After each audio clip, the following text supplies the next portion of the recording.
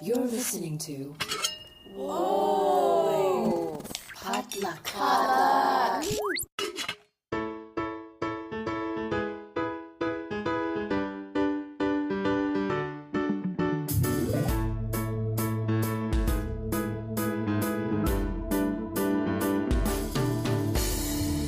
And hey, welcome to Books and Boba, a book club and podcast featuring books by Asian and Asian American authors.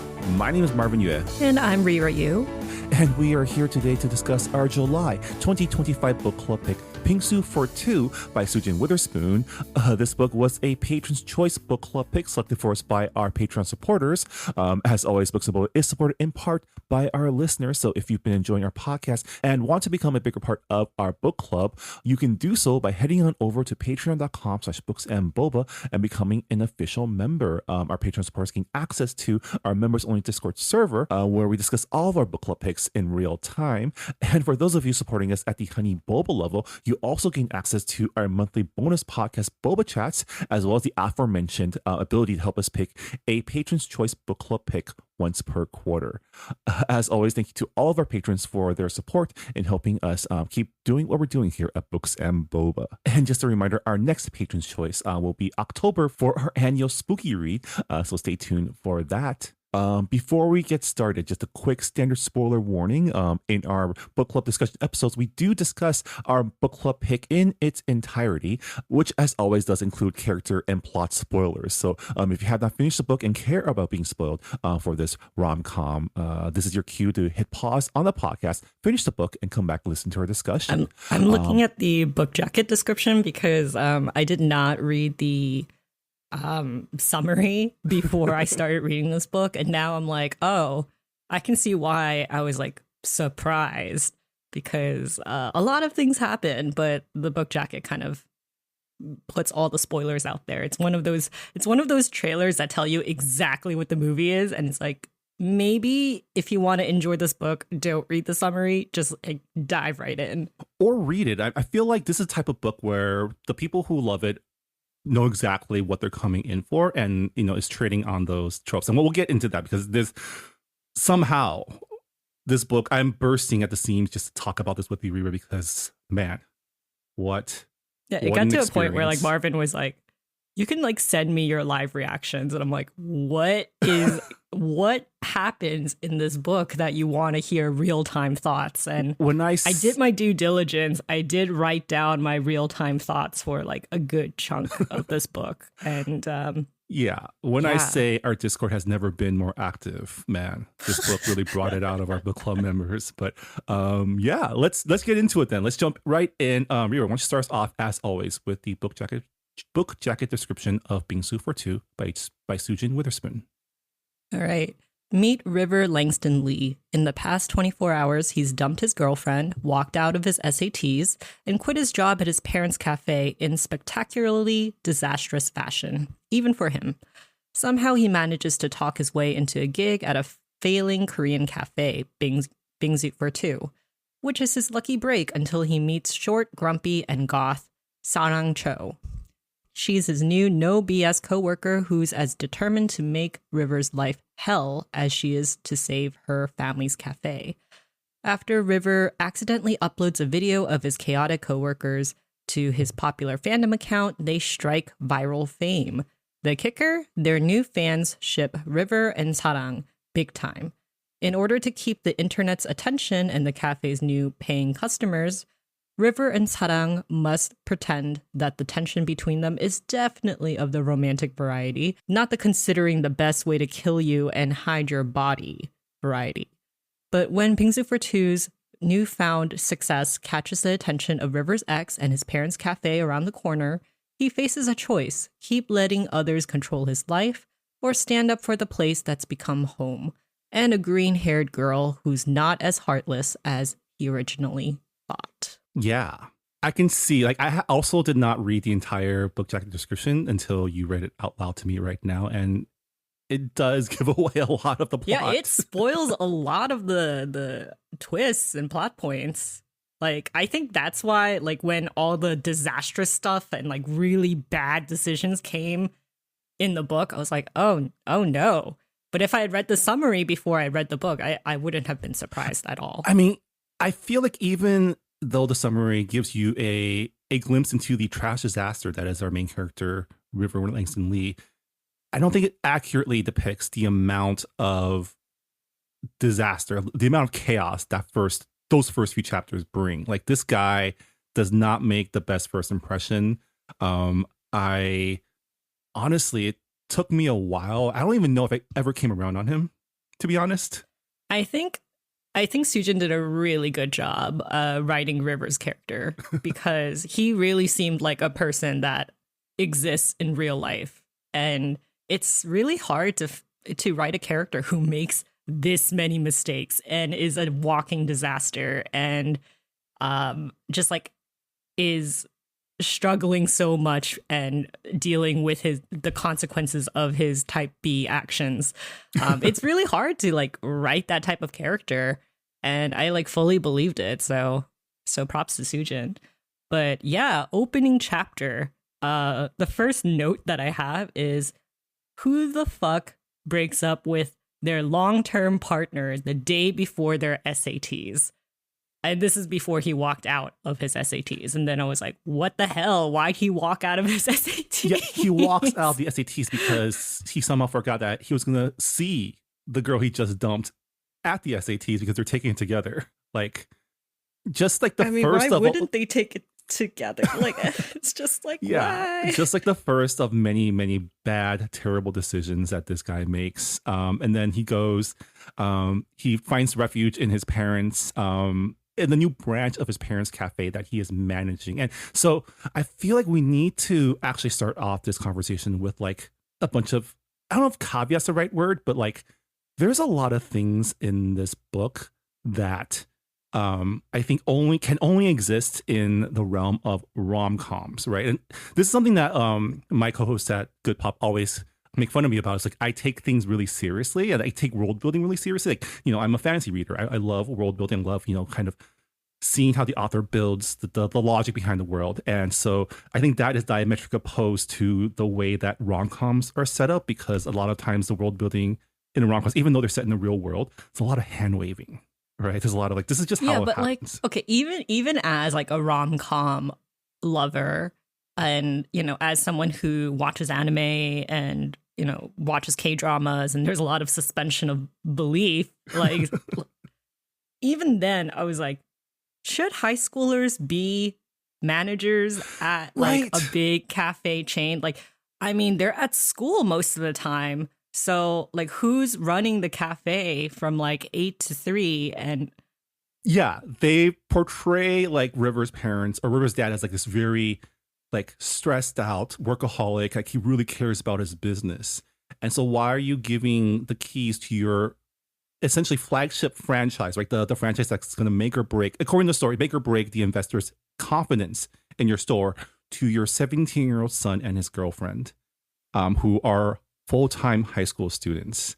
Like, if I was an investor, I would say that is a questionable business decision, my guy. Also, it's a questionable business decision to hire your son's girlfriend as co-manager, because I don't know, just like having romantic relationships at work, it doesn't always work, right? Well, right. And here's where like the rom-com logic comes in, right? Because we are told that Cece, his ex, is like a business genius, right? She got into UPenn, she's going to Wharton, Ivy League business school, and we're told that she's a business genius. We're not given reasons why.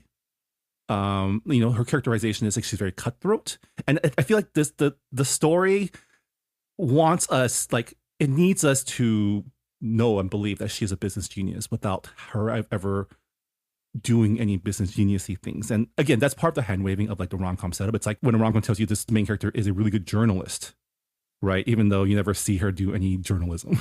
Yeah, I mean, like she keeps talking about how this would be great for her college resume and college applications. And I'm like, I mean, if you're already taking your SATs right now, like, you should have already submitted most of your college apps at this point. So I was a little bit confused by that. And also just how would this help with your college application? Just being like, I am a co-manager at this cafe franchise and look at how much profit we make. I feel like that's not impressive for a business school. That's like, okay, so, okay, granted, I haven't taken an SAT in like, at this point, over 20 years.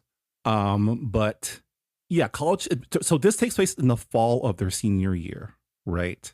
Which means it's when college applications are due, which also means they probably should have taken their SATs in the spring of their junior year or during the summer, right? So again, like it's there because it needs to serve a point. We need a pivotal high school moment for like all the shit to go down in the first chapter, right? So it serves a point in the rom-com setup or conceptualization of this world. So again, it's like if you think too hard about it, you can't think about it too much. Our book club member Nina said it best. It's like it's a fun story if you don't squint too hard. But I like to squint a lot when I read. And I really love that she used the word squint because I definitely did a lot of squinting myself while reading this book. And it definitely describes the way that I look at like, when I watch media and like the world building doesn't make sense. Yeah, I squint. I'm like, huh.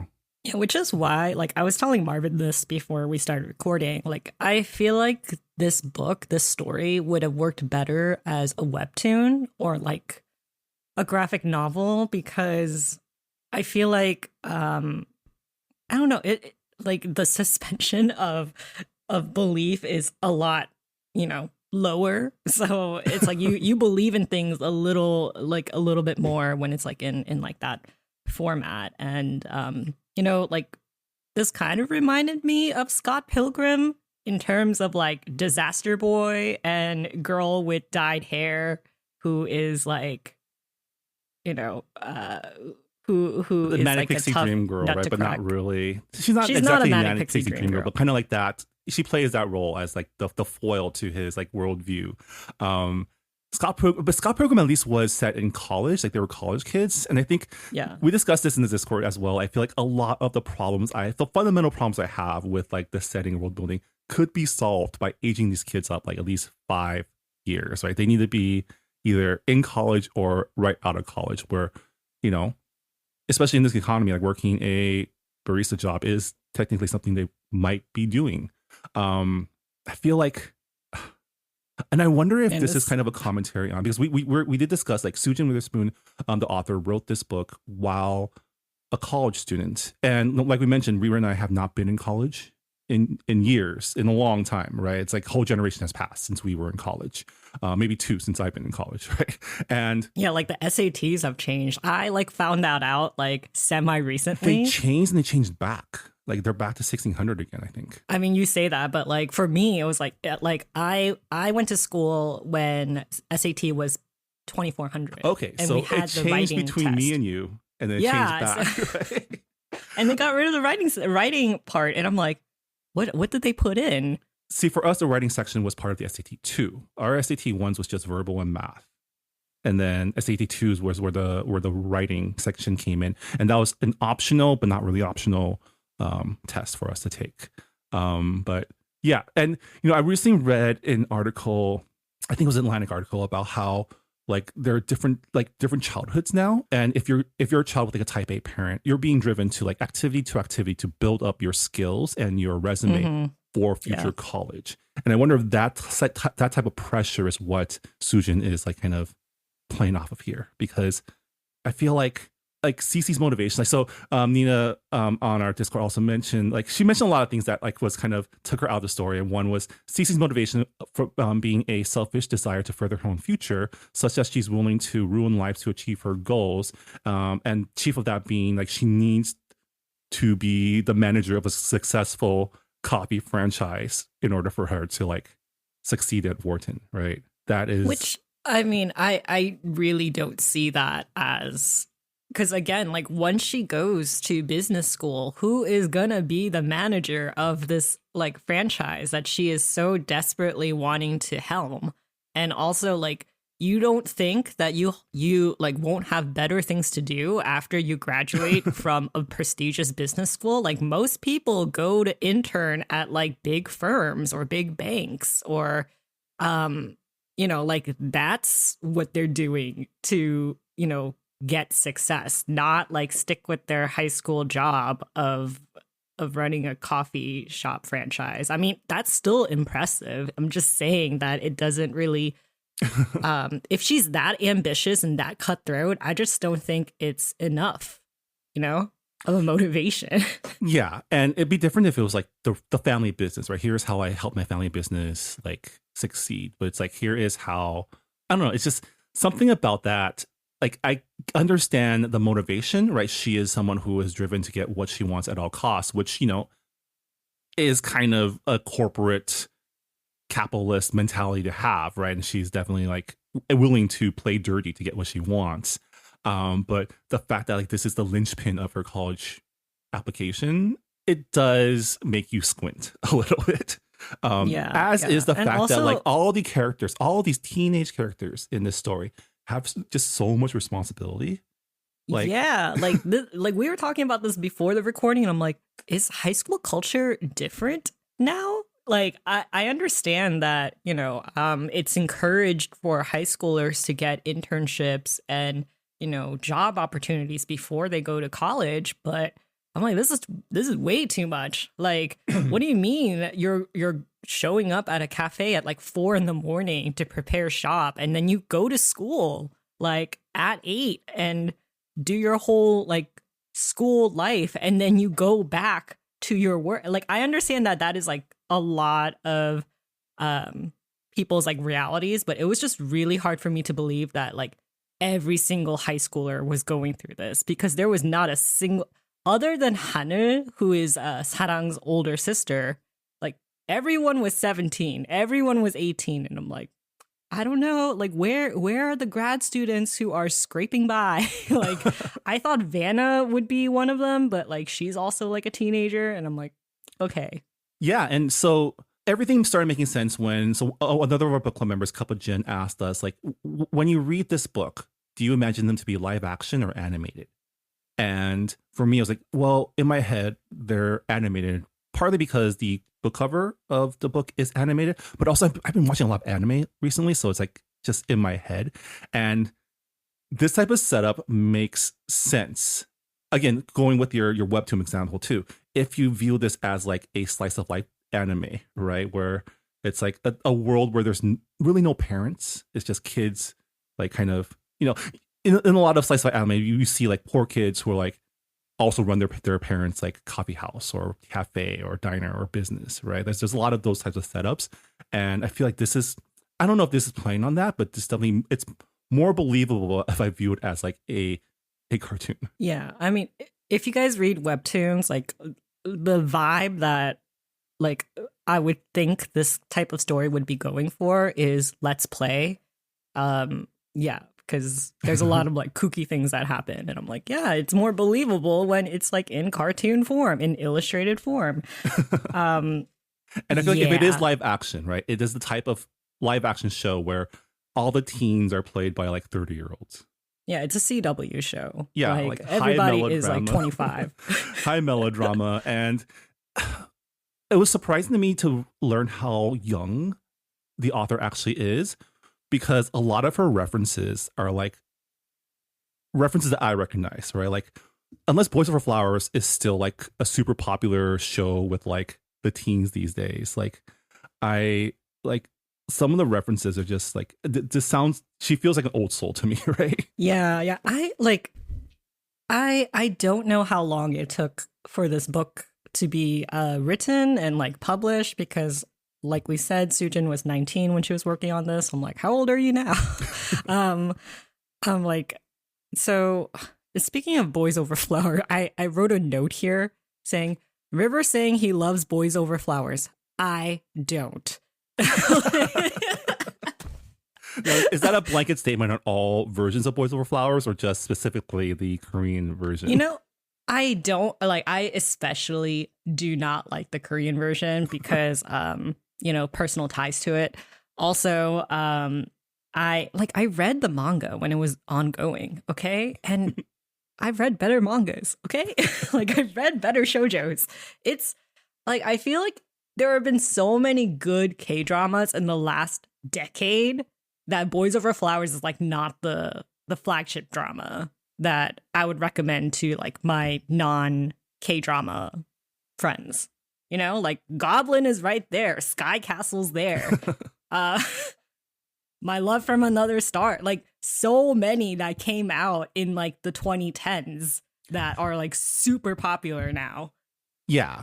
And I only know this because I watched along with the Korean drama podcast when they did their first season, but like it's seminal and it's like important, but it's also super dated, right? And like I feel like the only way you would still love that show to this day is if you were obsessed with it when you were a teen. It's like a lot of my friends who are still really excited about, like they're excited about F4 reuniting, like the original Meteor Garden, the Taiwanese version. Like those four guys became a pop band and they're reuniting for a tour.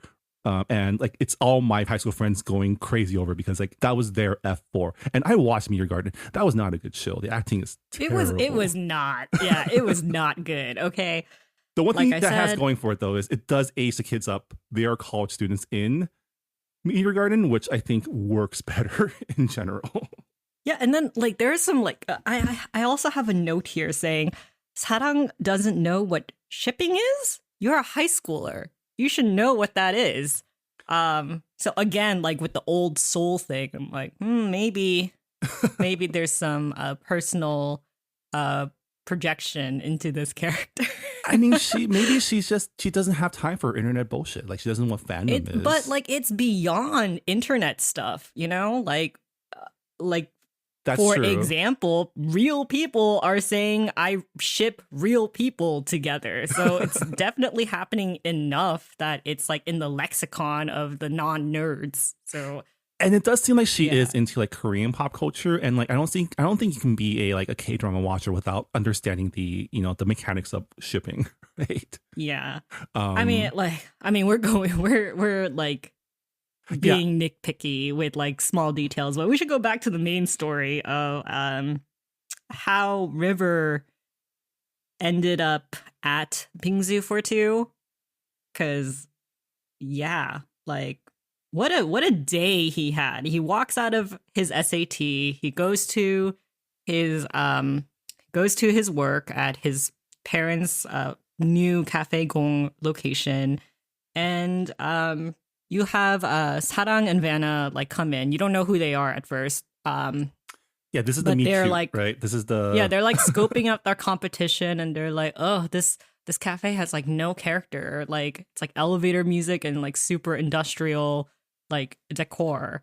And there's some banter, and then Sarang pours coffee all over River, and then River pours coffee beans all down her shirt. And I'm like, this escalated very fast.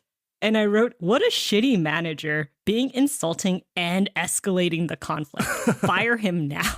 I mean, he is technically at that point burnt out and over. Like he is definitely, as the kids say, crashing out this entire chapter. I mean, it is a valid crash out, but I'm just saying, like pouring coffee beans over like into her shirt. I'm just like, no. So what did you think of this as like their enemies to lovers meet cute, right? Like they have to start with like an inciting incident where they hate each other. Did this work for you? No, it didn't.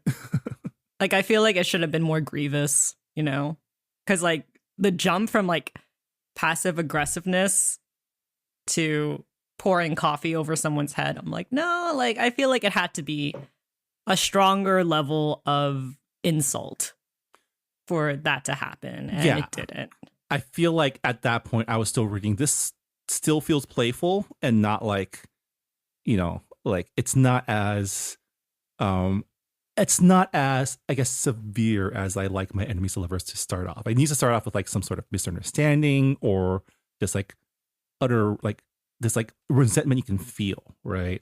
Like it has to be like really personal when they were saying like, oh, this is our competition, and then it's like, what the hell? They stole our recipe for like our special drinks. Like, holy, like, how dare they do that? Blah blah. Yeah, it should have been something more severe. I feel like it would have worked better if he had known that they were from Bingsu for two, right? And then I did like the commentary that so Cafe Gong is River's parents' coffee shop that they started as a family business. We learned later that River really loved Cafe Gong because it had that family feel, it had like that small business feel. And then his dad is very hell-bent on making it into a national franchise. And so that's where this location comes in. And it does remind me of like a lot of like small, like I imagine Cafe Gong is probably like, it's a Korean cafe, right? It's like one of those. Yeah. Immediately the thought that came up was Cafe Bene, Paris Baguette, Two Le Jours, like, those big chains that are like mediocre. They may have started off as like really good coffee, really good pastries, but it's like as they expanded, it just became more generic. Yeah. And like that, the family business losing its soul is like a valid kind of reason why he's crashing out as well on like this location, because like he is not into what his family business is becoming. And I think that's what drew him to Bingsu for two, right? When he ends up there, I forget why he ended up there. Just randomly, right? He's like, okay. He went to visit his friend Kai, right? Or yeah. So like, one, he comes back from rage quitting his job, and then his parents are like, we found out that you walked out during your SATs. Like, what are you gonna do about your future? And they're like, well, I guess you'll have to like work full time at the cafe and be diligent with that. And since his ex-girlfriend that he dumped the day before the SATs is his co-manager, he's like, I don't want to spend all of my time there with her. So he's like, actually, I'm going to do SAT tutoring, and it's going to be intensive, so I don't have time.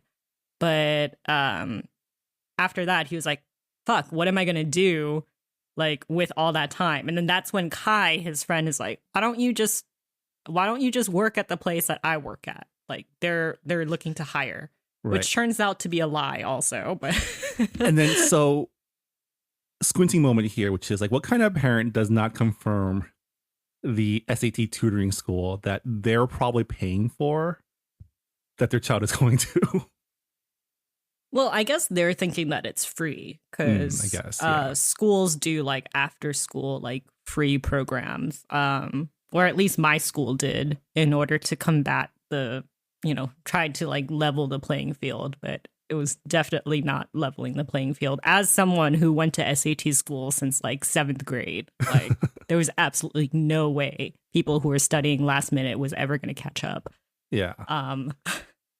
Yeah, so he ends up going to Bingsu for two, realizes that this is and so we get this backstory, right, where he specifically picked this location, this area of Seattle for the new Cafe Gong franchise because the only competition is a small mom and pop Korean coffee shop that probably won't survive once the big boy is there. And then he realized that this place that he wants to get a job is that same place that he's trying to put out of business, which adds to his guilt. Which I guess valid. Yeah, it is such a shitty thing to do because River grew up like in a family chain, in like a mom and pop coffee shop business, and he's doing that to another Korean family like that. Like that's a new low. And I don't know, like I still am kind of skeptical that like his parents would be like, okay, you pick this location and we're going to go with it. Because I feel like the board and like other business executives have to make that decision. And it's like, again, another hurdle of like disbelief. I feel like part of it is we're not meant to think too much about it. But if you want to dig into the nitty gritty, it doesn't seem like they're corporatized yet. So it seems like Dad is still the chief executive, so he has the ability to make these decisions. They do mention investors that are looking at the performance of this new store to determine whether or not they'll give him more money to open more franchises. So there are people that are scrutinizing his decision, which I feel like, again, the decision to make your son a high school student, a 17-year high school student, the manager of your new location, to me would scream, this is not a sound business. This is not a business. As someone who has an MBA, like, like it is not. Yeah, you do not see it as a sound decision. Yeah. So he goes in to interview. Kai had like bailed on him, being like, "Sorry, I'm doing stuff right now. But I told him that you're interviewing. He did not." And I'm like, wow, a type B person with an even more type B friend. This sounds like my utter nightmare in terms of friend group. And Haneul, Sarang's older sister, she like interviews him. She's just like, why do you want to work here? We don't make enough money to hire another person. I do not know who told you that we are hiring, but we are not. And he kind of just word vomits his life story and being like, I really, really need this job. That she's just like, go apply to one of the many coffee shops in Seattle if you're like that good and that desperate for a job. Yeah.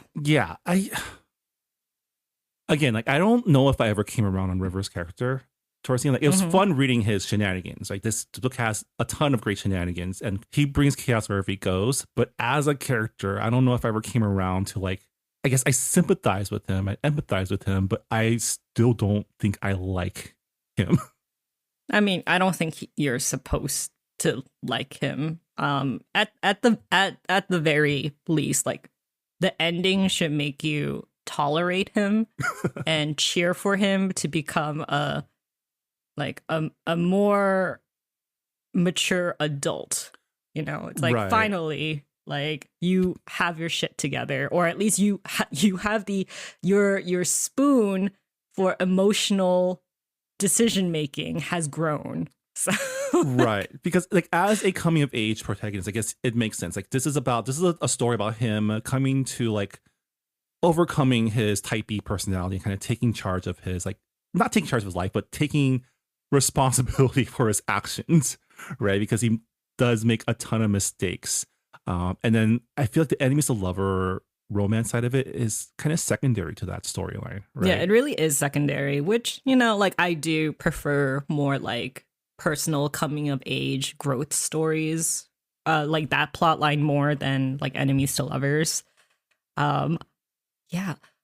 So the cafe, Bingsu for two.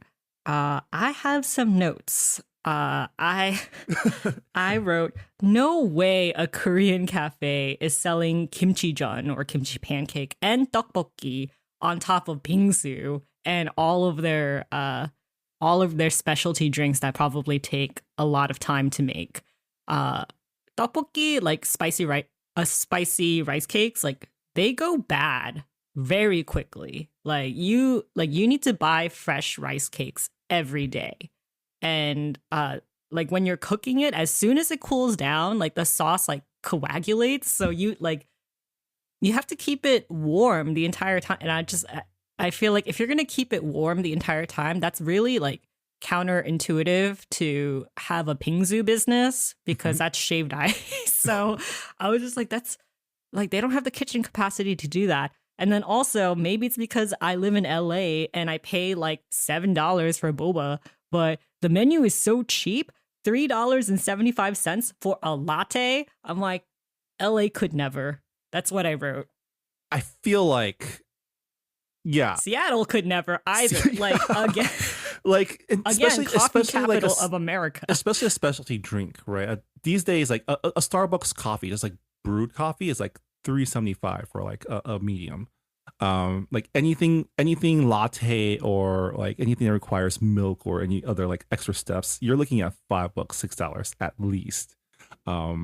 Yeah, and if it's a specialty drink, it is like at least $6. Yeah, usually $7. Again, we don't know when this book was written. We don't know when's the last like, and it's a lot of things that we have to squint at, right? We have to like, and kind of admit that, okay, this is the way that this world works. We are now living in an alternate rom-com reality where we have to take the world it portrays at face value and not think too hard about it.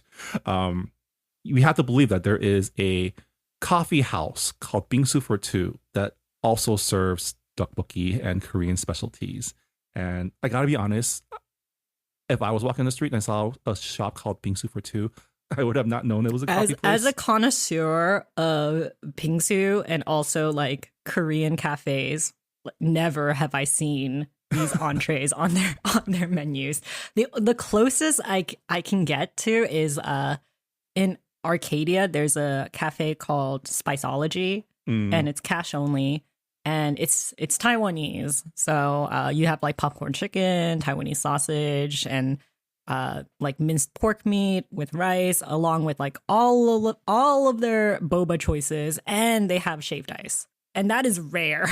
Yeah, but like I mean, Taiwanese shaved ice is also a lot simpler than like Korean bingsu. Like, if you're not looking at the I ice remember monster you type, asking what the difference was, and as someone who has like eaten both like pretty frequently, when I say I am a bingsu connoisseur, I am not joking. I have tried pretty much bingsu in every single shop in like Koreatown, and also like in my surrounding area. I can eat an entire bowl by myself, and when I say an entire bowl, I don't mean like the single serving size, like the giant like bowl. Like there's a bingsu shop here also in K-Town called Okobing, and their specialty is like this honeydew bingsu. So they get like a melon, they cut it in half, they scoop it out, put the shaved ice, and then all the scooped out honeydew melon, they like put it into balls and they put it on top of the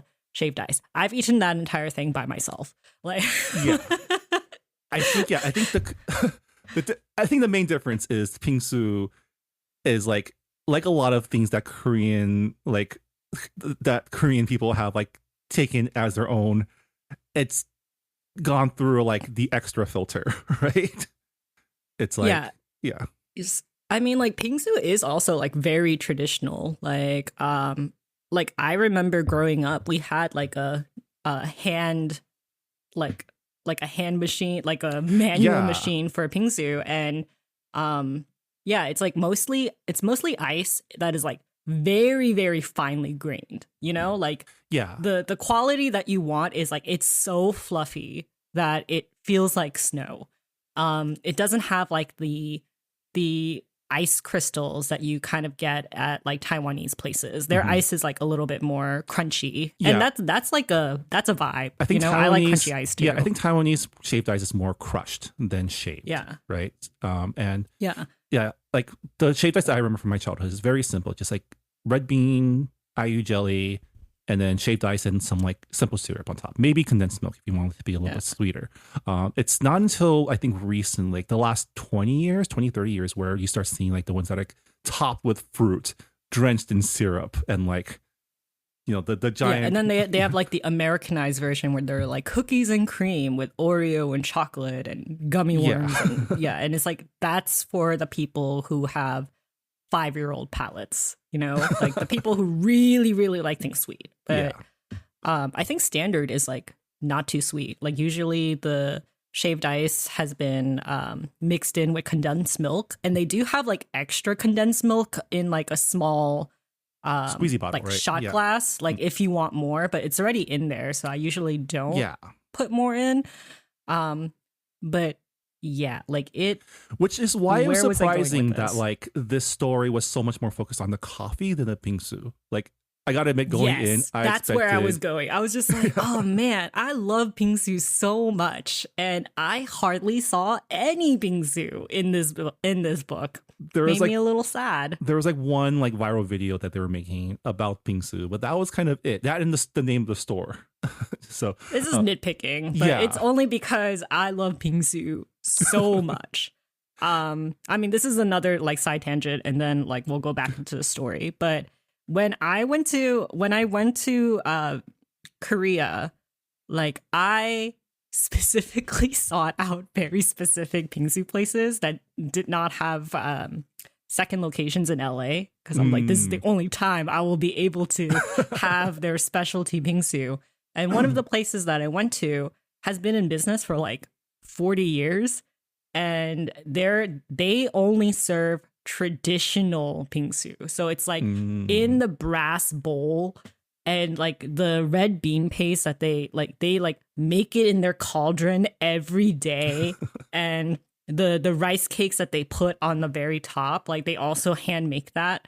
And I was like, yeah, like one of the greatest bingsus I've had in my life. And it did not have like all the bells and whistles. It was just shaved ice, red bean paste, and then like mochi on top. So good. Yeah.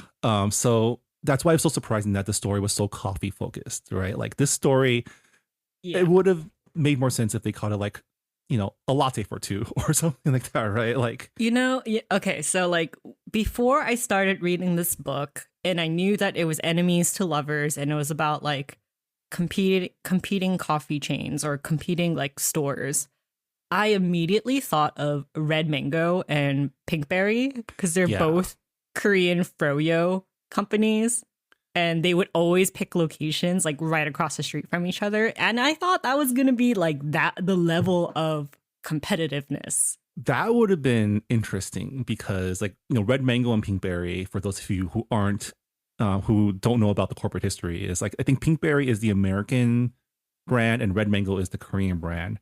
And Pinkberry opened first in America using Red Mango's setup, right? Business strategy. Similarly, there's also two chains of Korean fried chicken, Kyochon and Bonchon, that also have like similar like corporate. Yeah, they're always in like similar locations. Yeah, it is a very Korean thing to do, which which is enough, why there's something similar happening in China right now, where China has a new show called Chef of China, which is basically just culinary class wars plagiarized for Chinese audience. No, there's a long history of plagiarized shows. But Korea is also guilty of it too. They plagiarize shows from Japan, and make it more high production. Yeah.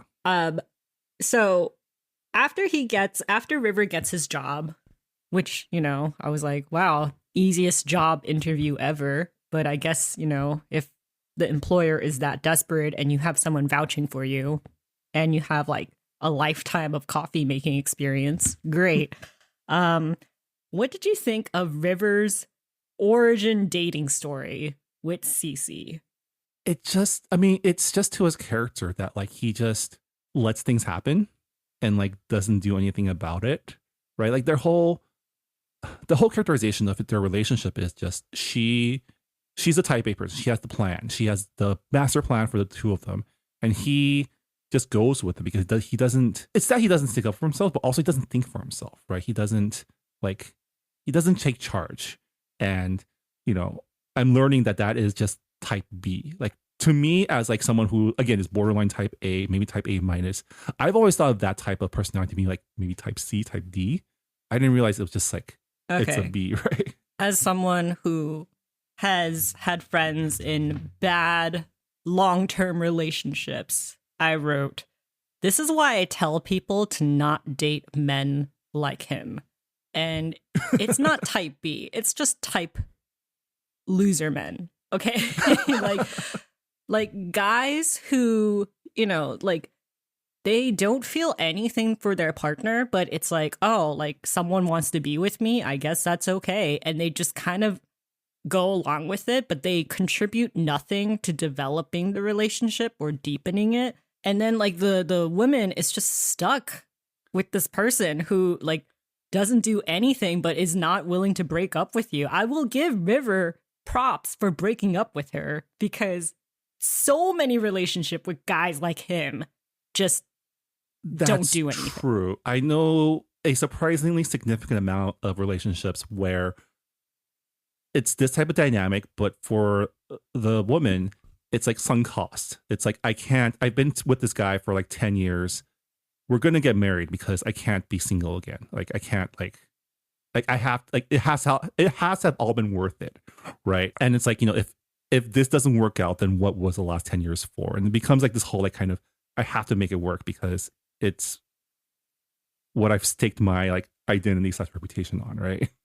Yeah, I did feel for Cece in the beginning because I'm like, Yeah, wow, what I a did shitty too. boyfriend. And later on, I was like, this is why you don't trust white girls. Like, Yeah, it changed so she fast. definitely goes on like a major villainous path, and like it did feel abrupt. A switch was flipped at some point in the story where she's like, I'm gonna be scorched earth and just burn this whole thing down.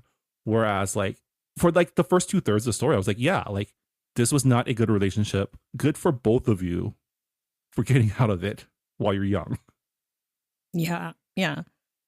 I mean, like later on, she's just like, I never really liked you. I like was in this relationship because, you know, your family had this big business and it was a great opportunity for like my college applications and also to have a secure job after graduation. And it's like, girl, it ain't it. I mean, if you're going to business school, there's plenty of nepo babies there to date from. Yeah. Like Especially Wharton, like, you know, yeah, it's all yeah, Nepo babies, right? all nepo babies. But yeah, let's talk about River's social media strategy for cafe for Bingsu for two. I will admit, I was surprised that this is like the second male lead we've read like this year that has a second life as like a book influencer, right? I guess Yeah. does fandom does it count as book influencing or Yeah, it is. Yeah, yeah, it's a big part of fandom. I mean, like, go to San Diego Comic Con. They have like a huge amount of authors there who are not comic book authors. They're like fantasy authors, and people show up for them. yeah. I wrote he's a fandom video essay YouTuber. God, why does he have to be my favorite type of YouTuber? It's like I probably in this universe would have watched his videos because I watch so many fandom video essays on YouTube, and it's like, damn. I love that it was very specific too. Like he is a problematic anti-hero or problematic villain apologist fandom essayist. I wonder what book, like, because in the book universe, it's like son of sin, Son of sin of Sin, sound. yeah. Yeah, and I'm like, what would be the equivalent of that here in real life? I don't know, because it's supposed Probably to be like some, a like- very cringy book series, and I'm like, Oh, I was like, is this Court of Thorns and Roses? Is this SJM? it's not giving like he's not giving fan of like steamy romanticy. I'm thinking more maybe like a Grishaverse type of thing or like some like, you know, Yeah, yeah. I don't know, but yeah, I mean that's his niche, and you know he has made fandom his like profession, I Yeah. guess, because he talks And- about how he like made multiple accounts and failed in order to like launch his Right. YouTube channel. And like, you know, using rom-com world logic, this makes him the expert in making viral social media content, right? Yeah. I mean, like, it's not like the strategy sprung up out of nowhere. Like, he made a video of Sarang trying to teach him how to make a latte, and his coworkers were kind of going crazy, and he meant to put his video as like a close friends story, but it turns out it was just public. Yeah. Yeah. And it went And I viral was like- and you know, it did like I think it's a good commentary on like parasocial relationships, the whole like virality of it. Like, you know, the cafe starts to gain traction because people start liking the characters of the cafe, right? And I feel like so part of me was like a little squinty at the whole like social media virality being the sole reason why this cafe is like gaining popularity. Because, you know, again, as like a business major, a business person who studied it, like a business like virality, viral fame, marketing fame gets you people in the door. But what makes a business succeed is retaining those customers, right? And that falls to like business fundamentals. And, you know, I really the book kind of explores these themes, but like the whole point of like the one of the core, I guess, selling points of a coffee shop is this idea of like it being a third place, right? There's Starbucks proliferated as like a third place for a lot of people, like a place that's not work and not home, but a place you can hang out. For a long time before they became super corporate, that was kind of their driving ethos for like opening their stores. And that's kind of how like coffee houses like are meant to, operate as community third place, as a place where you go to study, meet friends, and things like that. And I do like that the story does kind of explore that theme, but more of like, this is a third place for River and his coworkers. We don't really see how this coffee house becomes that for like the customers, because we only really see the customers interacting with them through social media. And as someone who has like worked with YouTubers, like as a PA and also like in their social media team, like I was just like, there's no way that this one video, which went viral, would kickstart their personality campaign. It just seemed really, I was just like, it's rom-com logic. Put like my inside baseball knowledge, like just throw it into the gutter. It's rom-com logic. You just got to go with it. Yeah. But I did find it funny that like the reason why it went viral is like people were sharing it and saying, oh, let me talk about how shitty my customer service job is. And I'm like, oh, I could totally see that happening. Like a bunch of people using it as like a platform to talk about their shitty jobs. That's true. But I feel like the video that was shared. But then how do you bring that back to the cafe, Yeah. Like... And I feel like the video that was shared was less about like, here are my shitty coworkers, more like, hey, check out our kooky gang of misfits at this coffee shop. Aren't we like fun?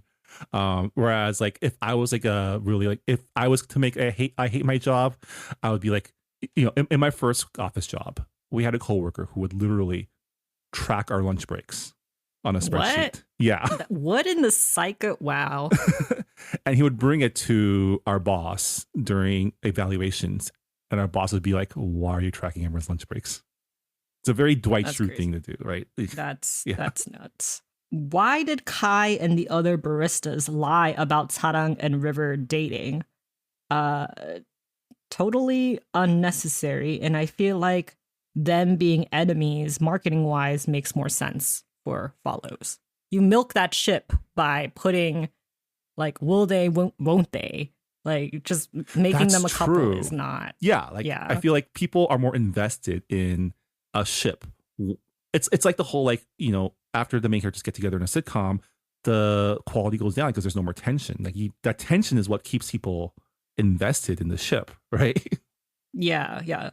And I just, like, again, I don't understand why Kai lied. Like, if it was just, like, a throwaway joke, and then they're like, oh, just kidding, like, they're not actually dating, and then it's like, well, people are spreading the rumor anyway. Like, I can kind of understand that, but they lied on local news television. Like, it just seemed weird. I mean, it did feel like every single character, granted they're 17, they're all pathological liars. Like, they all lie. Again, yeah, it feels very 17, which, I have issues with, because it's like, they're given responsibilities that 17-year-olds should not have, but they are acting like 17-year-old shitheads. So the chaos is kind of warranted. But at the same time, I'm like, where are the adults? Yeah. And that's especially like, so one of the other baristas at Bingsu for Two, Vanna, her storyline is that she is responsible. She's working like 3 jobs because she's trying to support her sister to prevent her from being taken into like child protective services. Which I feel like, as someone who knows people who works in like social services, if that is already a worry, that kid's gone already because you are 17. You've already lost the game. Yeah, you are not an adult. Yeah. It kind of seemed like the author wanted to put Vanna in like a Lilo and Stitch situation where like the older sister is like working multiple jobs or whatever, but it's just like I don't know, it just doesn't. And maybe did I miss, like, Vanna isn't in high school, right? Maybe she is older. I don't know. I don't remember if her age was ever mentioned. Right. I mean, it should, because if she's 18, then she can legally take custody over her sister. Right. And then legal services will be like, you're not taking care of your sister, like, we're taking her away. So I just don't see how she could Right. be over 18. I mean, I think she has to be. Otherwise, she'd also be a minor and also probably be taken into the system as well, right? Because Yeah, you there's can't that too. emancipate Yeah. yourself. But that also, there's the added, and again, like we're like squinting a lot because the logic doesn't make sense. It's but a like, blurry image right now. but like, if she's over 18, then her relationship with Lisbeth becomes a little bit more suspect too, right? Because then you have like Yeah. statutory age gap issues. Maybe again, we're thinking way too hard about the setup here. Yeah. And also everything could be solved if they were all like early 20 somethings. Yeah.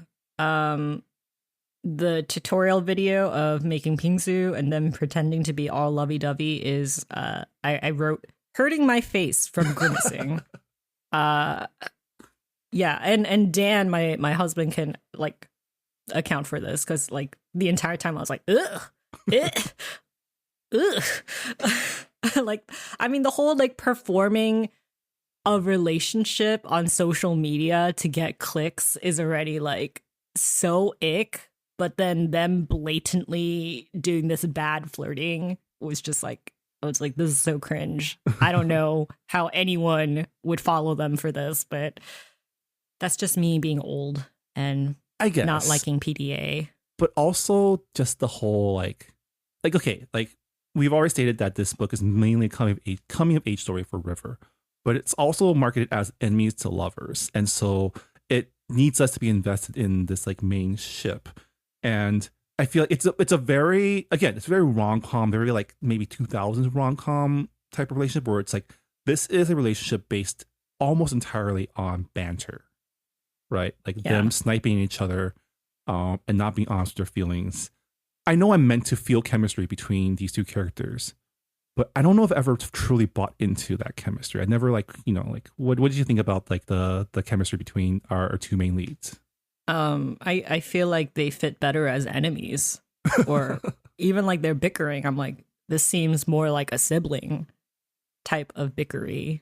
I don't really feel romantic chemistry, like except for like when River mentions like in his inner monologue how pretty Sarang is. How she's like the prettiest girl he's ever met, and I'm like,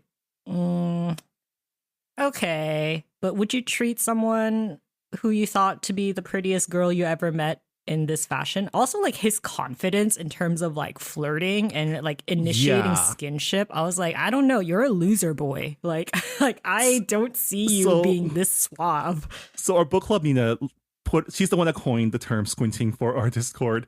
She has a list of things that made her squint, and one of them is a teenager who was unable to be honest about what he wants out of life. Being a charismatic, flirty person with Sarang is definitely something that made her squint. I did laugh when because River is like into book fandom and fan fiction, and there was a page where there was like an AO3 fake screenshot of like a fake AO3 fic titled Fraps and Fake Love, with the tag Sarang Cho is bad at feelings and no beta, we die like men. I'm like, wow, that's accurate. Like I'm like, every fandom has its cookie cutter my ship met at a coffee shop fan fiction. There's so many of them out there, and the whole like one character is bad at feelings is another like draw. I feel like this is Sujin Witherspoon showing like giving up her history as an AO3 either writer or lurker.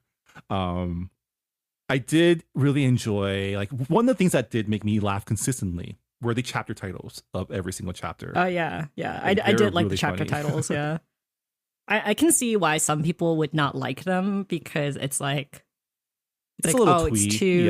It's too colloquial, it's too sweet. But then what is it, like Susan Lee's Romance Rivalry had chapter titles kind of like that, and I think it adds to the comedy of the whole book.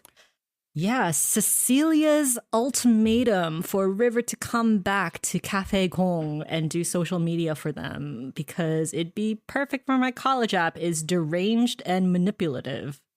That's a bullet point that I wrote. Yeah, the ultimatum was weird. It's like when she went full villainous mode and you realize, okay, she is the antagonist. it really did feel like it came out of nowhere. Like, I granted that, Kai did allude that she is like a girl boss gaslight type of person.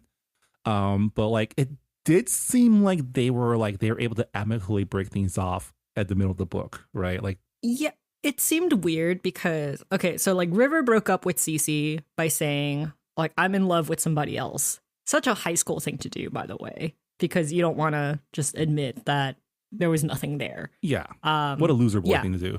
Yeah, sure. what a very loser boy thing to do.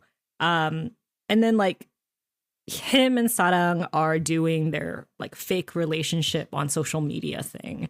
And that's when Cecilia is like, oh, so you are in love with somebody else and you are working for a competitor. And it just kind of like all like snowballs into this villain moment, Yeah. And also she's stressed because she's like the sole manager of this of their flagship cafe that's supposed to get franchising. Which, like, I don't want to turn this into like what I wish a whole podcast of what I wish the story was, but like I feel like if you wanted to twist a knife on River to make him feel extra bad about all the things he did, she needs to take this manager job super seriously and become like, maybe fall sick to an ulcer or something. Like, he needs, like, the consequences of his leaving her out to dry shouldn't be her taking revenge. I feel like it might have worked better if like she became a consequence as well for him, right? Yeah, I think so too. But it's like it was so shitty the way she was like, you're gonna come back to your old job or else I'm gonna tell your parents. Which, okay, another part I had to squint a lot, and then so did Nina, was how did his parents just not know? Like, where were they this entire time, right? Like, Nina wrote, River managed to hide this from his parents for the majority of the story.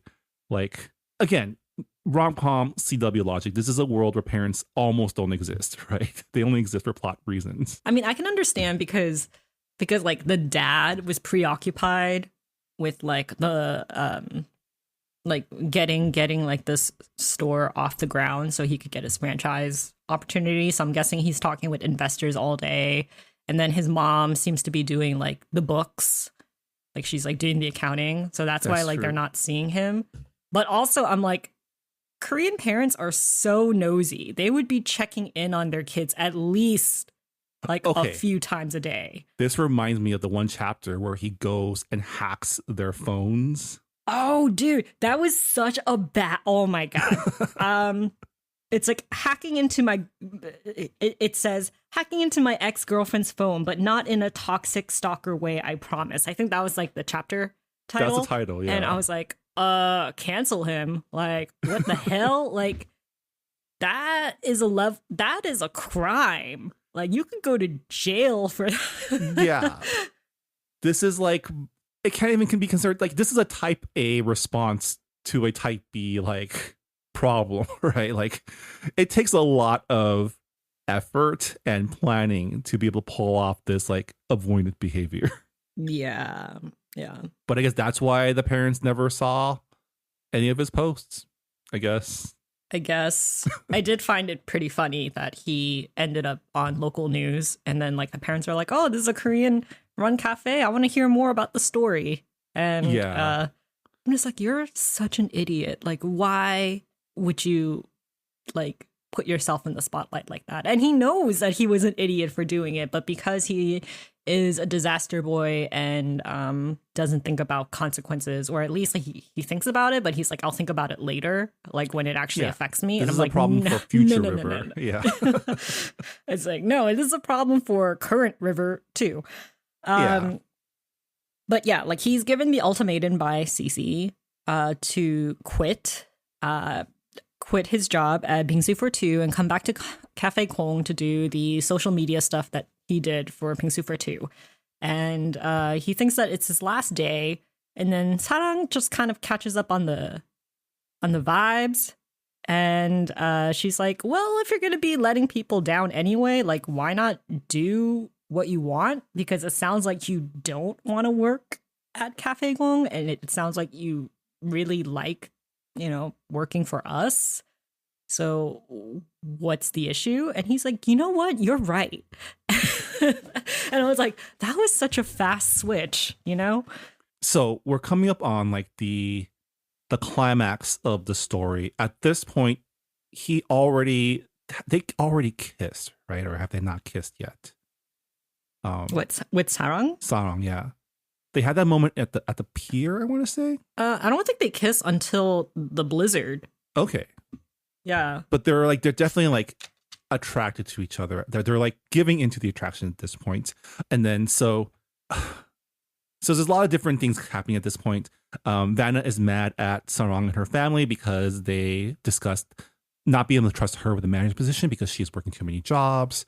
And so she gets poached by Cece at this point, who offers her way more money to work for them instead and to be... Oh, wait, this is also when Cece spearheads a cancel campaign towards Kai by like faking a text exchange, right, with a fan where he's... Let me just say, as a girl doing that, that's so gross. Yeah, I mean, you know, Karen behavior, right? So it's just like girls don't get believed when they're sexually harassed. And it's like, you're going to go lie on social media about sexual harassment and ruin one of your classmates. Like, I just feel like, I mean, it is such a 17-year-old thing to do.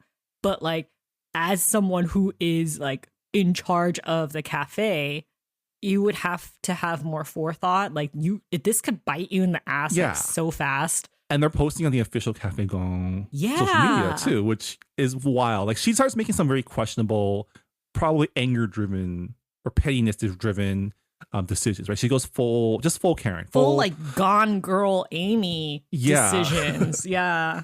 And, you know, part of her offering Vanna a manager position that River gave up at Cafe Gong is she needs to make a statement that there's wage theft going on at Bingsu for 2. Which I think at this point, right, like this is the point where River comes clean to his parents.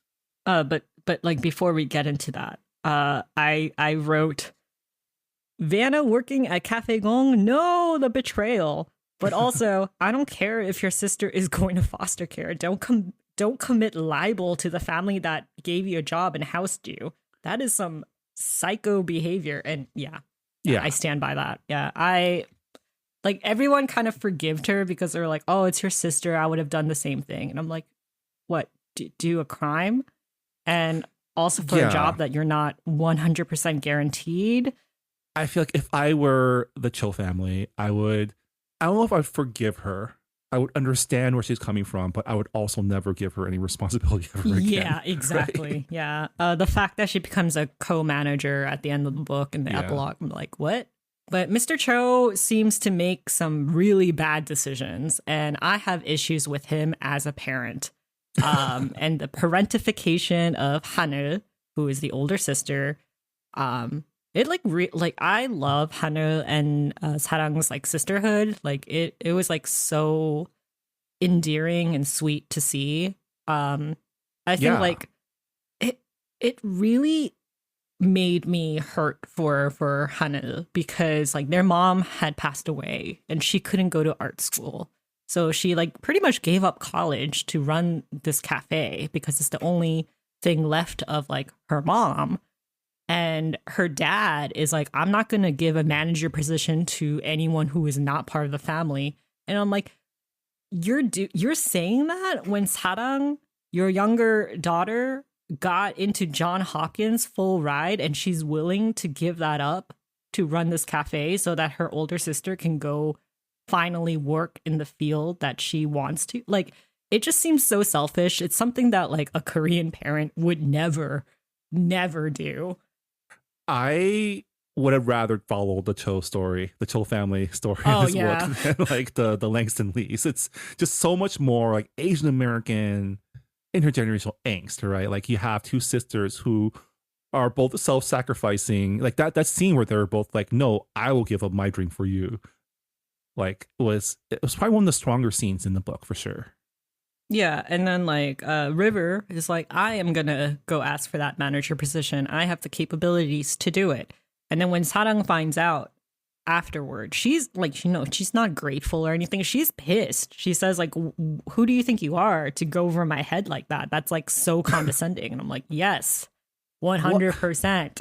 It's just okay. So I still have trouble wrapping my head around what River meant to do at that juncture. Like, what was his plan there? His plan was to like, he's like, I get the manager position, and then Sarang can go to John Hopkins, Haneru can go to Illumination, and it'll be fine. The cafe will still be running. It'll be fine. And I'm just like, such loser boy thinking for sure.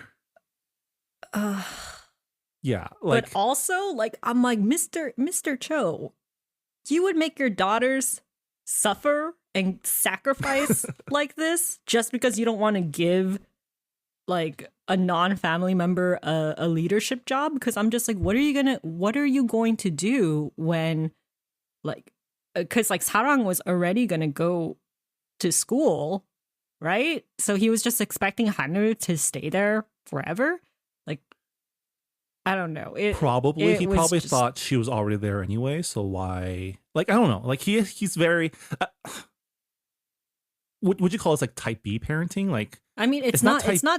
It's just him being like, this is my legacy. So like, it has to be passed down from family to family. And I've definitely seen Asian families do that, but not to the extent of like, I'm going to rob my children of like free education at an elite college and like a job at one of the top animation companies in the world. Like, absolutely not. Yeah. I feel like in my experience, Asian parents in this situation was like, no, I will take on the burden so that you can go to like a better place for your future, right? I think it would have been more plausible if he said, well, I'm going to sell the cafe. Like, true, yeah. Yeah. Because like, I don't want to give a manager position to anyone who's not family, but I also want my daughters to like follow their dreams because they've been, nursing me as someone who has congenitive heart disease and, they lost their mom. So I'm going to give my everything to them. And then that's like an issue for the rest of the baristas because they're like, oh my God, I'm losing a job. And River being like, what am I going to do with my life now? Because it'll be like that save the community center moment of like a lot of the movie, right? Yeah. Yeah. That's a different book though. Like I said, that's a different story. So everything comes to a head.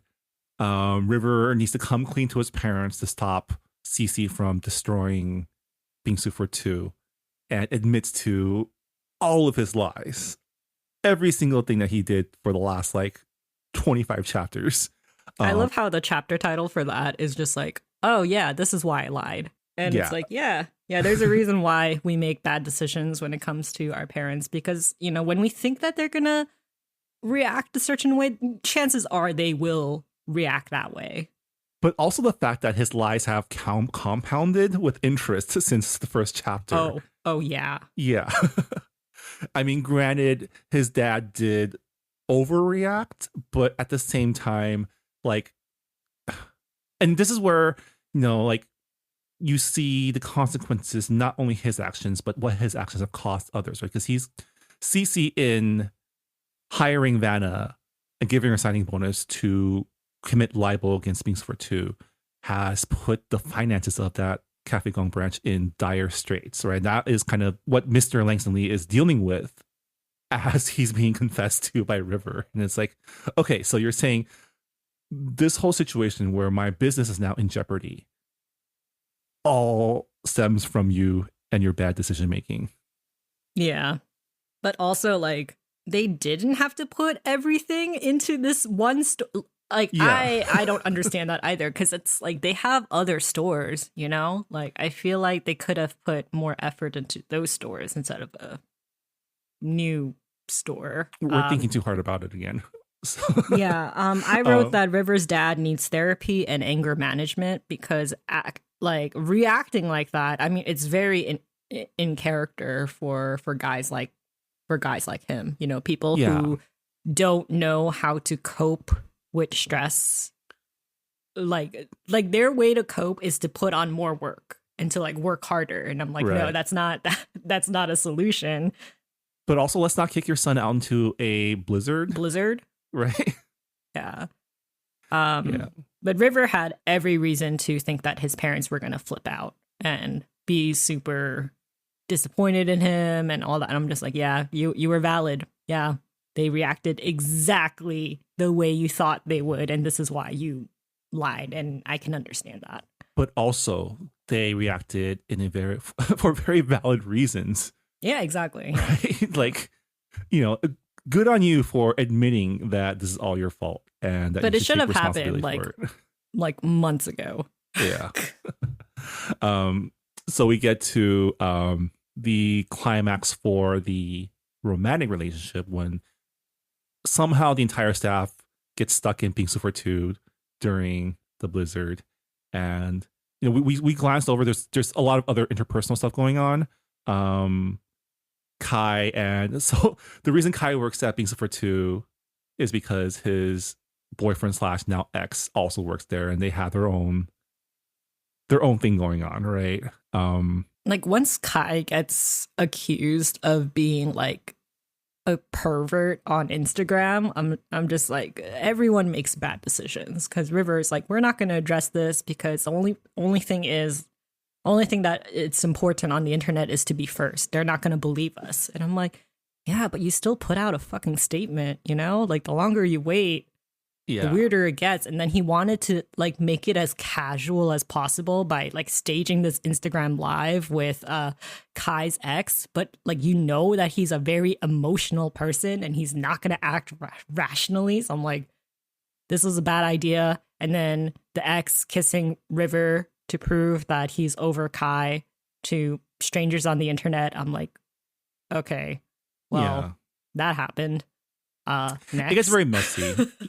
And granted, it's you know, the chaos is part of the fun of this book, right? We squint a lot, but also like, I think part of me in reading the book, like for me personally, I was waiting for the moment where it all comes crashing down. River has to confront his bad decisions, right? Because that is, if that doesn't happen, then like what was the point of like reading this whole book, right? If he never comes to terms with it. And he does come to terms with it in like epic fashion, because like after he but after he, you know, confronts his parents, Cece has one last like FU moment where she reveals the text chain or the email chain where it's revealed that River was the one who selected this location for Cafe Gong, specifically because the only competition was Bingsu for 2 that he didn't think would last. Yeah, he purposely said, oh, we're going to run them out of business. They will be bankrupt. And it's like, you wrote that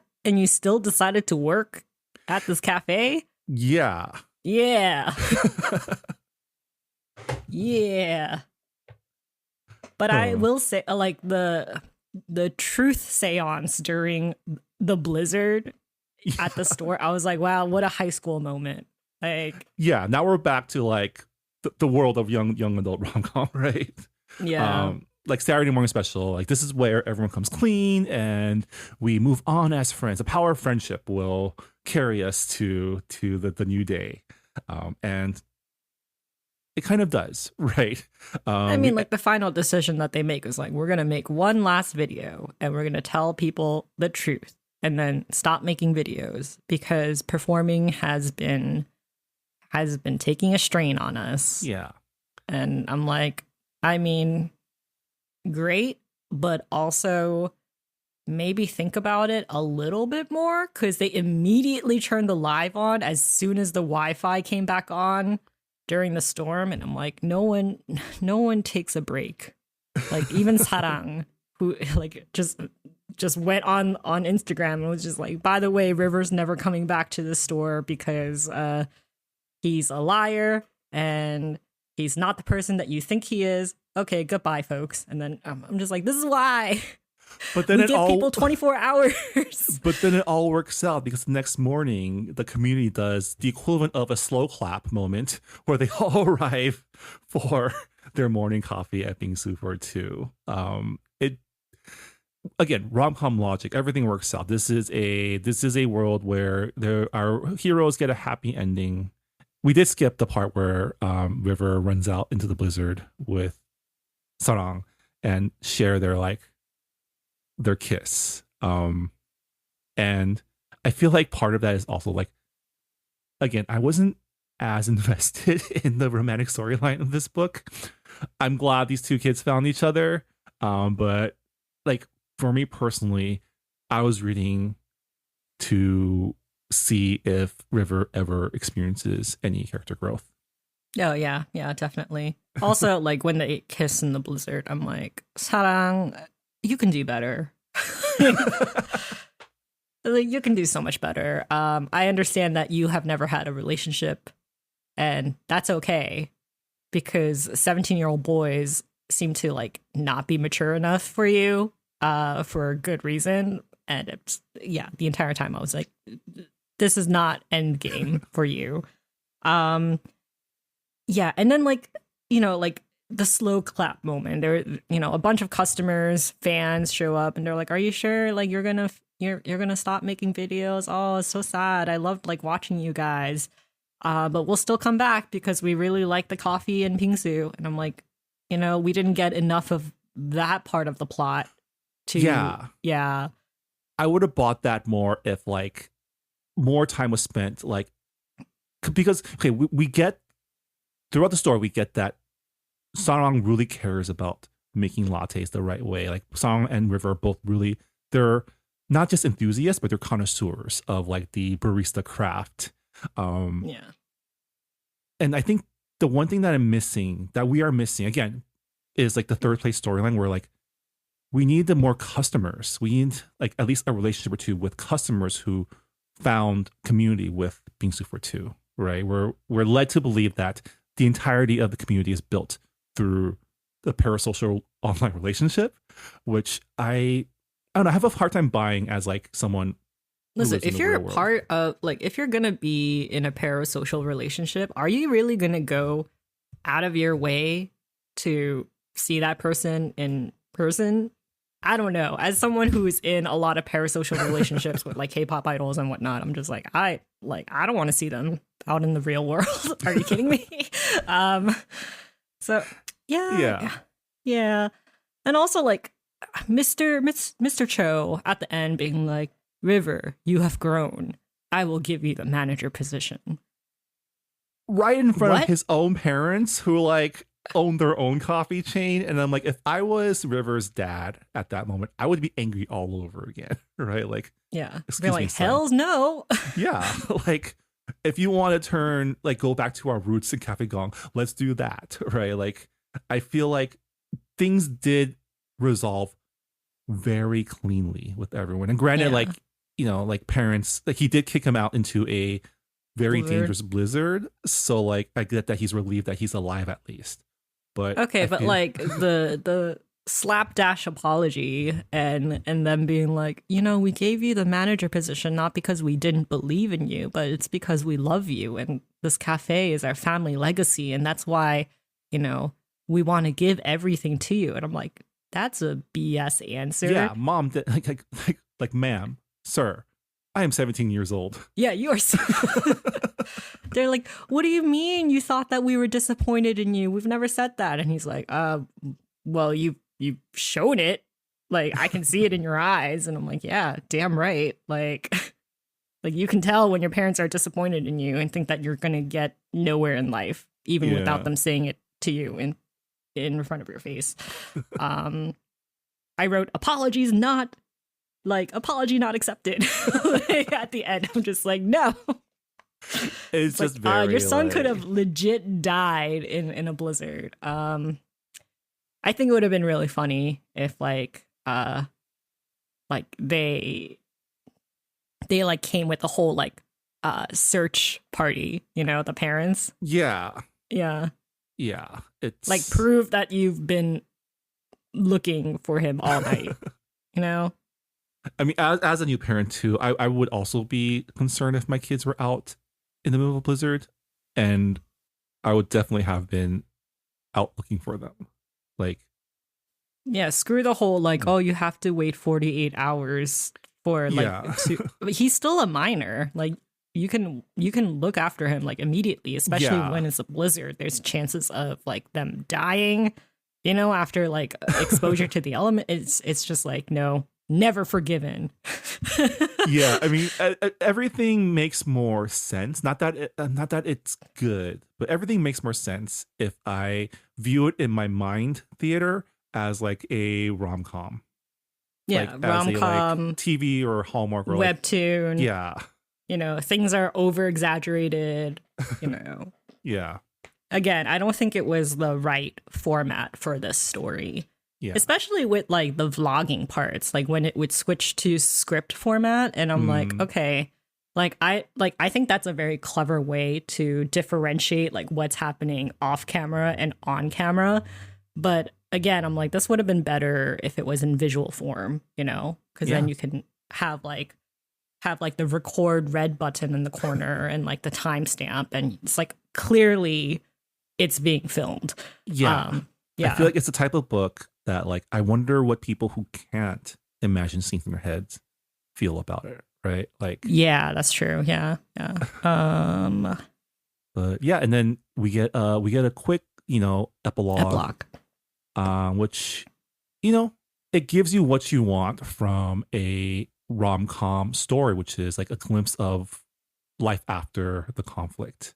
I did feel a little bad that Cece got kicked out of Wharton. I mean, she deserved it. Like, what happened? Like, it was kind of like, did she get accepted early for a UPenn and then like it got revoked because it says she lost her scholarships too? Someone snitched that she had fabricated that whole text exchange with Kai was conducting like predatory business practices and like her acceptance was revoked. I can only imagine the only person petty enough to do that would be either Kai himself or Vanna, right?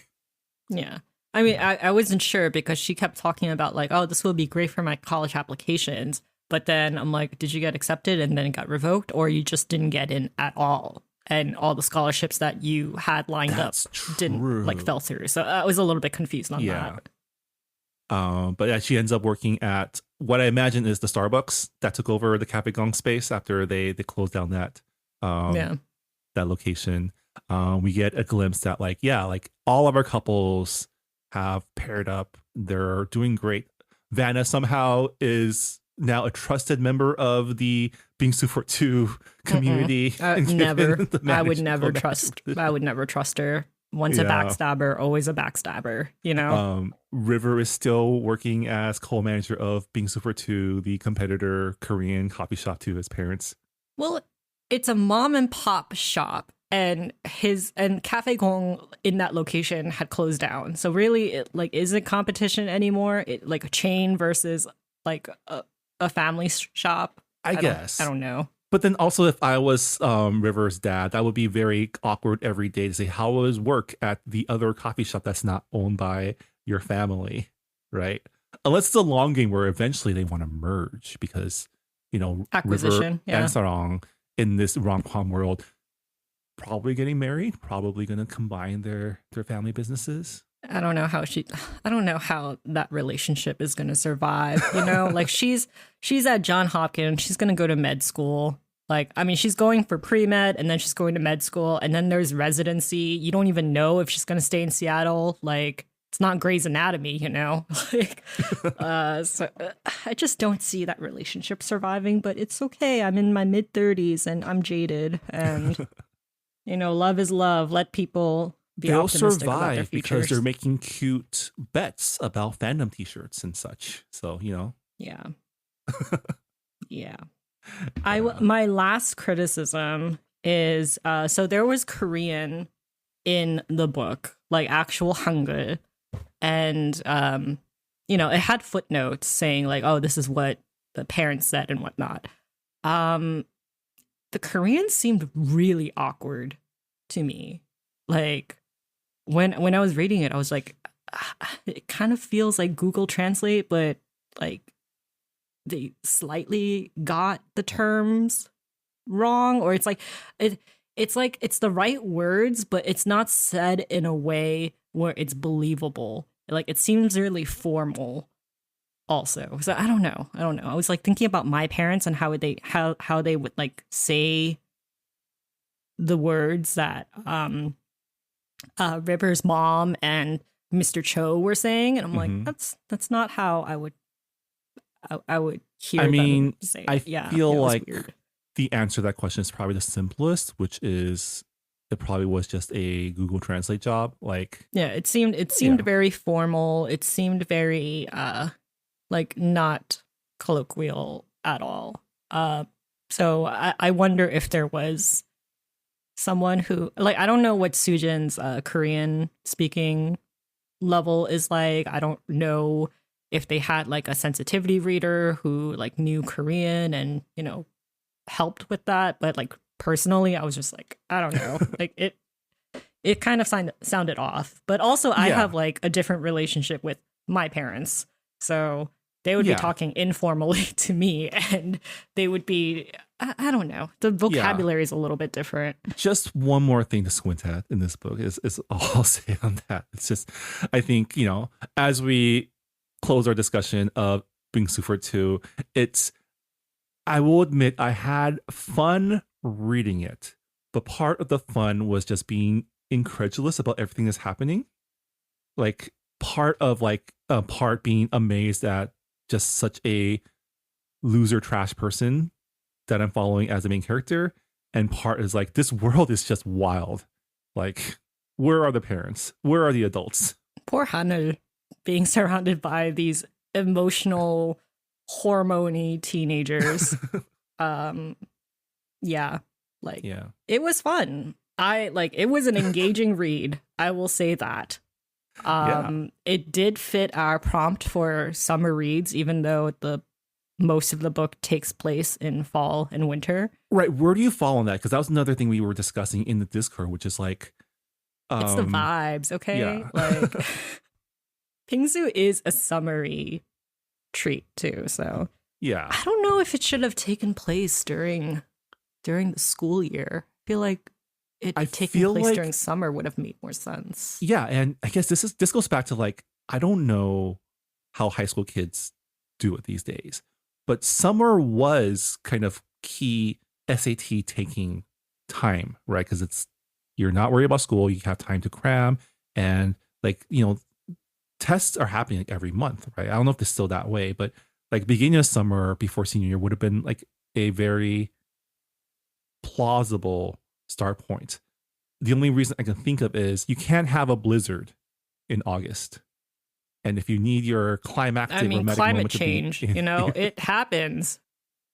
And it's Seattle. I'm like, it makes sense. That's stretching a little too far. I don't know if like it changed the blizzard into like a flood. Maybe. And then have everyone be stuck in like Sarang and Hanul's like apartment that's above the store. I don't know. Like I feel like there's a way to work around it. Yeah.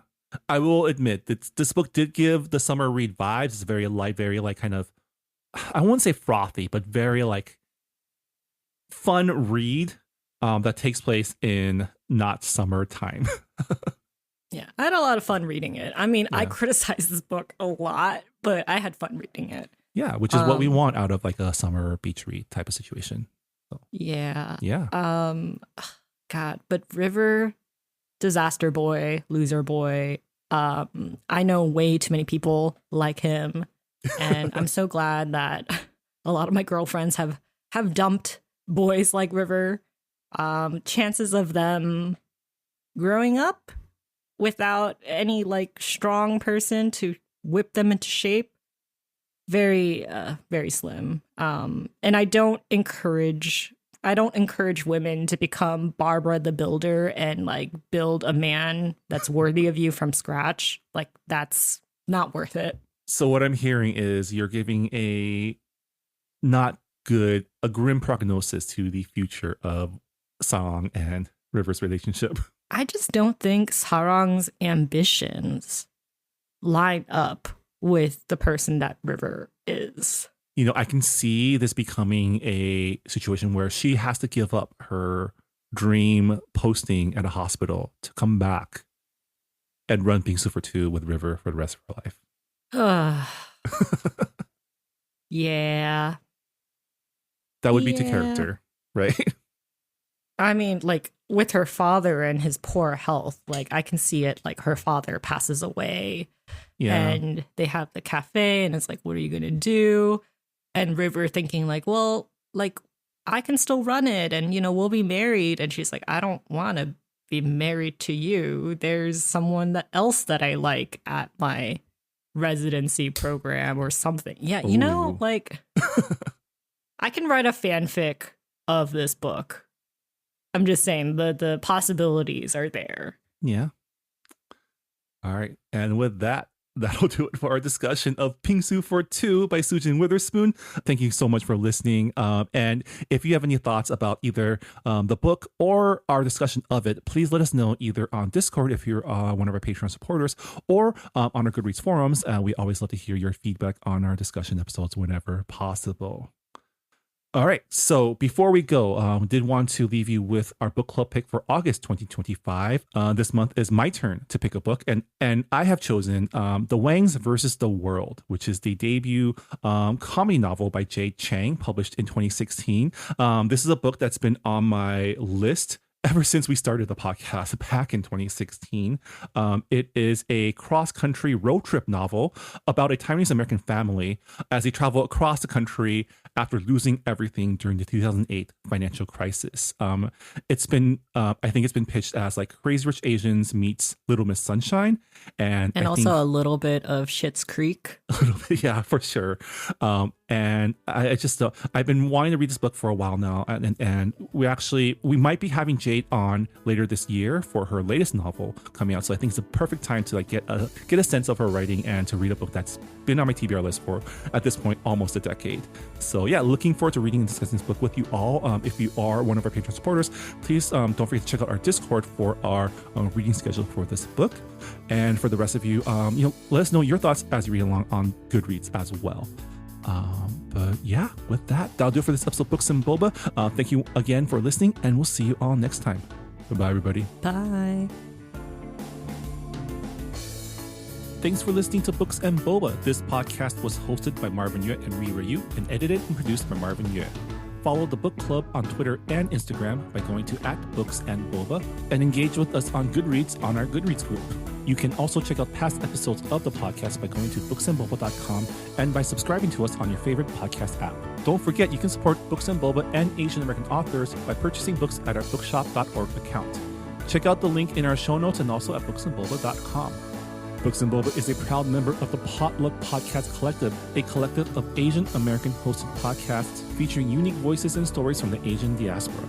Learn more about the collective and check out our fellow Potluck shows by visiting the website podcastpotluck.com. Thanks for listening.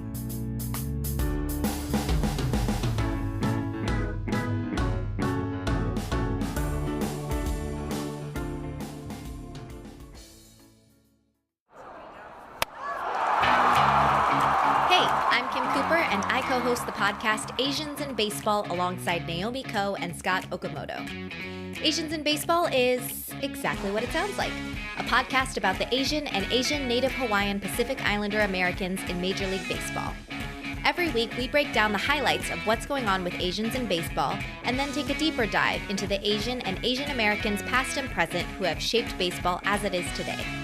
Whether you're Kim Eng's #1 fan or you've never even heard of Hideo Nomo, we've got something for everyone, especially for the Shohei Ohtani stans. Maybe too much for the Shohei Ohtani stans.